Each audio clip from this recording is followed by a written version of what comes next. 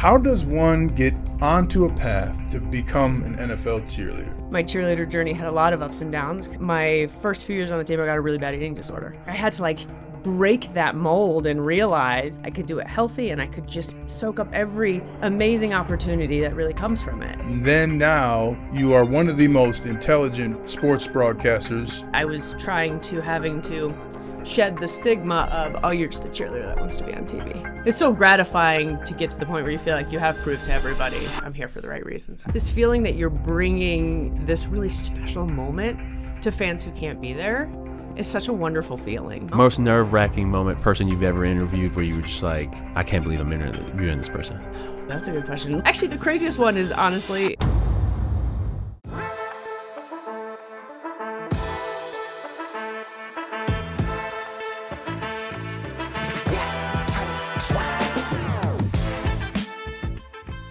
Ladies and gentlemen, we have a Super Bowl champion again on the pod. She is a Super Bowl champion cheerleader, Colorado Broadcaster of the Year, and the head sports anchor for Denver's CBS Channel 4. Ladies and gentlemen, the infamous, the champion, Romi Bean. I always feel like Ryan's got another career in announcing. Yes. Right?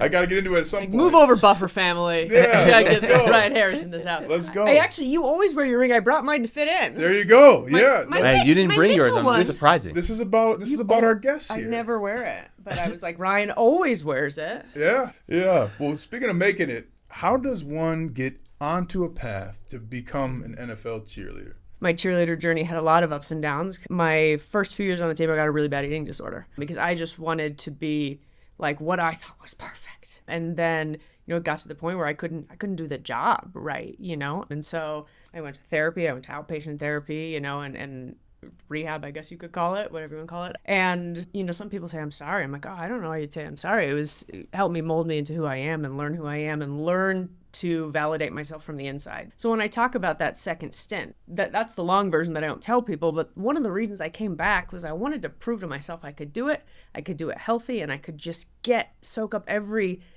amazing opportunity that really comes from it. Well, let's talk about this stage you're in now. You have this amazing career, championship career as a cheerleader, and then now you are one of the most intelligent sports broadcasters. How did you make that transition, and when did you know you wanted to be in broadcasting? When I came back, the second stint, I did a radio interview about it, and I was just like, oh my gosh, I enjoyed this so much. And it was Andy Lindahl, who turned out to be my first mentor, who's still in the market here. He's such a good guy. He wants to help everybody, right? Anybody and everybody. But he was like, hey, look, if you're interested, I can show you the ropes. I can, but I can't pay you. Obviously, we don't have internships. I do the show. He had the late show. But he was like, you're the first person that I've offered this, and they actually showed up. Mm-hmm. So that was lesson number one, right? Show up. And then, I linked up with Jeff Legwald at just a legend. Shout out to Leggy. He's been on the pod. Yep. Yeah, he started mentoring me as well. Again, just out of his own time. Another guy who just loves to pay it forward, right? The one thing that Leggy taught me, the first time I sat down with him, he just said, let your work speak for itself. You've got to do so much work and so much preparation that nobody can mess with you. Because if you're going to go out there and you're going to mess up one name as a female, it's 1,000 times worse than a guy messing up, if I called you Deion Harris, right? Yeah. This chick knows absolutely nothing. Perception. Yeah, and so he's like, you got to work 10 times harder than everybody else. And on top of that, I was having to shed the stigma of, oh, you're just a cheerleader that wants to be on TV. Because that was a real thing, right? Yeah. And I never thought it would be that way. That was really hard for me to deal with because, as a cheerleader, you're just kind of beloved by the fans, and then to transition into this TV world where now you're supposed to figure out who you are as a sports broadcaster, and a lot of people didn't like it, right? It's so gratifying to get to the point where you feel like you have proved to everybody, I'm here for the right reasons. I want to be here for the right reasons.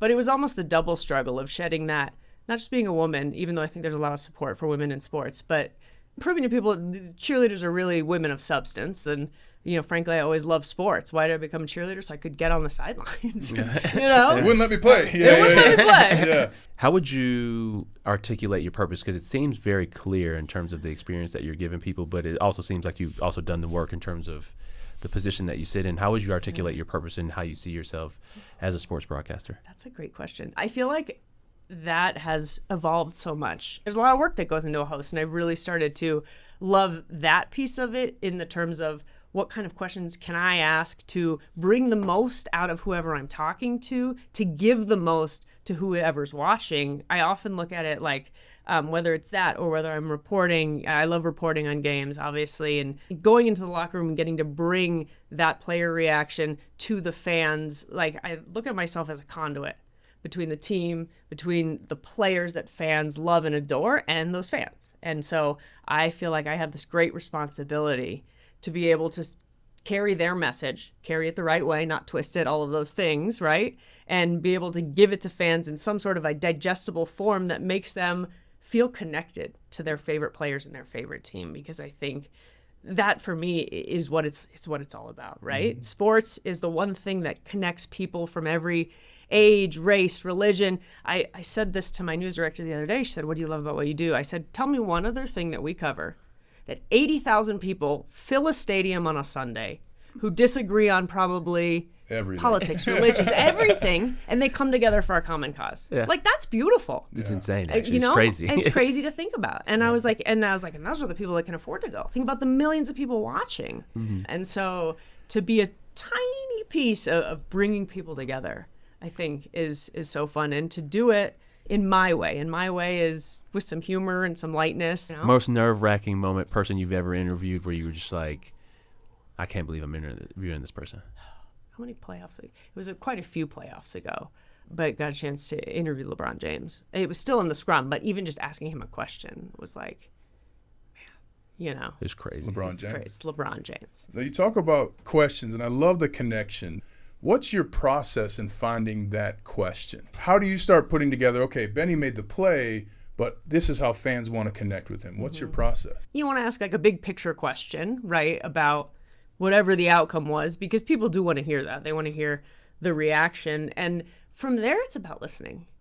When you want to establish, relationships with the athletes that you cover, I think you have to show them that you have a genuine interest, that you're not just going to ask them a question. All of these things are really important for when you have really hard seasons. It's really easy to work a winning locker room. Nuggets locker room's great, but it's been tough sledding for the Broncos. I think that's really where you start to hone your skills on how you ask people questions.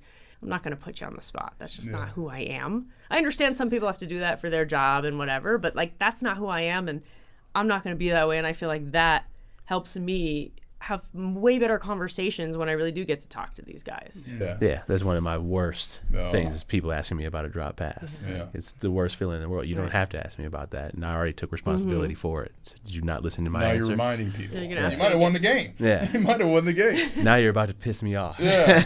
You had the #1 coaches show, arguably in the nation, but for sure in college football, when you had the Deion Sanders. What was it like? Man. Yeah. You know, when you talk about actually who made me nervous, and I said LeBron, I should say Deion Sanders. So there is nobody that fills a room like Deion Sanders. I've never seen anything like it. From the jump, we did a promo shoot, and, he kind of walked in, and you remember that he's not just a coach, he's a celebrity too, right? Mm-hmm. So he does have that guard up of what do you want from me, right? Mm-hmm. He's walking in and we're telling him we need this, this, and this. And, who are you people? Yeah. Why should I give this to you? And so I felt like I really had to earn his trust. And so gratifying when I go back and look back and I can see, our working relationship develop. And I can see how I started to earn his trust and the conversations that we had. And that, for me, that was a really big deal, to be able to do that with, kind of someone of that ilk and with everything that he brings to the table. You talked about the stages of professional growth. What do you see in yourself now that you didn't see in yourself at the beginning of that show? I think it was learning what purpose you serve. Sometimes I think it's hard. You kind of mentioned this, Benny, though, the reporters asking these really long questions. And I think there's a part of you that wants to prove I'm knowledgeable on this subject. I'm setting the table. But really, that just detracts from, you have to remember, it's not about me. This whole job is not about me. Mm-hmm. It's about whoever I'm interviewing, talking to, whatever story I'm telling. So it's it's just trying to ask the question and get out the way. You mentioned storytelling. It's come up a lot. What are keys to you in telling a story that makes people remember it? Yeah, that's a great question, because I feel like it's kind of a constant struggle. Sometimes when you tell feeling like you want to do a story justice, right? The hardest thing is cutting it down for TV time and making it a 2.5-minute story when you're like, so much to tell. Yeah. How do I do this and how do I tell the right parts? But I think a lot of it is you have to find out what resonates with people, because I think that anyone in every walk of life can relate to that. We all go through stuff, and it might be a different thing, right? And I think a lot of that comes down to creating relationships, because when you talk to guys and you start to learn about them, you're like, oh my gosh, right? You're not going to find out unless you really put in the time and you learn just what remarkable stories everybody has. 10 years from now, where are you? No limitations. Dreams are all coming true. Where are you at? In 10 years, I would love to be telling stories, but perhaps on a bigger scale to reach more people. I think it's such a gift in this job to be able to, whether it's one person or 100 people or 1,000 people, to reach a small amount of people with the stories that you can tell and to share other people's stories. And I think for me, it would be a beautiful blessing if I could do that on a bigger stage, just to reach more people, to inspire more people, to make more people feel hope and happy and laughter, you know? Mm-hmm. So that's such a big, broad thing. Like, what does that look like? I don't know what that looks like, but that's where I'd like to be. I want to go back to a moment and kind of bring two things together, because we agree internal validation is far, far more of it gives you your purpose, gives you, ability to overcome. But then you also got awarded Colorado's Broadcaster of the Year, a very prominent and external validation. What happened when those two tectonic plates met each other? Well, I was like, people make mistakes every day, so are you sure? But that was such an incredible full circle moment for me. It just was a good reflection of how far I've come, and that all the failures along the way have led me to that point. And that point of, again, I feel like that was one of my best years, and that was when I really, really started tapping into being my authentic self. And doing this job as Romi Bean, not as what Romi Bean's supposed to be like. And I think that was something that was really gratifying about that, to feel like this is making, I don't know if a difference is the right word, but like making connections, and it's resonating with people, and that feels really good. Your prediction for the Broncos this season, schedule-wise, position in the AFC West, how will the Broncos do this year? I think the books have them at like 5.5. Is that what it is? Yeah. Look, that's a broadcaster now. We got to work in the betting now, right? Yeah, I know. The books have it 5.5 wins. You think that's low? You're taking the over. I'm positive, Peggy. I'm taking the over. I think I picked the Broncos to win like 12 games last year, but I knew they wouldn't. But nonetheless, I think this team has a chance to surprise a little bit. I think it's going to be Bo Nix's team, in my opinion. I don't have any background knowledge on that or inside knowledge, but he was drafted in the first round. It's hard for me to imagine anybody else starting on September 9th or whatever day it is. And I think it's how fast, Bo can develop. I think that Sean can play the video game well with him. I think he's the perfect coach for him. The video game, I love that. And just put him in the right spot. And I think that Bo's developing really well. I think being 24 as a rookie is like massive, right? He's the same age as Zach Wilson. To come into the league now, mentally, I think it's going to be huge for him. So I think they have a chance to surprise, but I just think there's so many questions about this team, right? Like, I think if anything, they'll exceed expectations. 8 wins. But I mean, it feels good. Well, she is Romi Bean, the best cheerleader in the history of the Broncos, the championship career there, an award-winning broadcaster, and one of the most intelligent people in sports. Thank you so much for joining us, and thank you for sharing your incredible story of success. Yes. Thank you for having me. This has been such a gift. I'm always asking you the questions. I know. How's it? Tables have turned. It's weird to have the tables have turned, but such a gift. I have so much love and respect for both you guys. So Thank you. Awesome. Appreciate it. Thank you. Awesome. Thanks for listening to this episode of Gridiron and Growth. Make sure to shoot us an email at gridirongrowthpod@gmail.com for some questions, and sign up for the newsletter that can be found in the show notes. Big special thanks to Big Up Studios and Streamline Media for helping support Gridiron and Growth.